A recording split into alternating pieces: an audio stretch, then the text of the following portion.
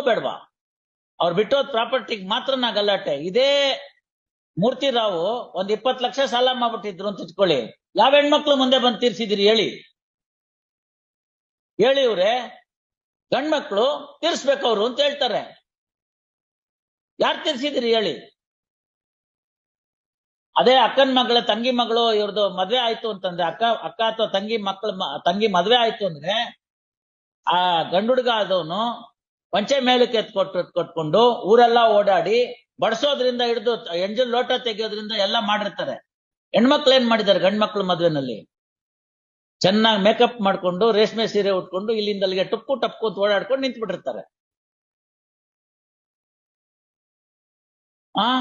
ಅವ್ರು ಹೇಳ್ತಾರೆ ಊರವರೆಲ್ಲ, ಗಂಡ್ಮಗು ನೀನು ನಿನ್ ತಂಗಿ ಮದ್ವೆ ಮಾಡ್ಬೇಕು, ನಿಮ್ ಮನೆ ಮನ್ತನದ ಕಾಪಾಡ್ಬೇಕು ಅಂತ.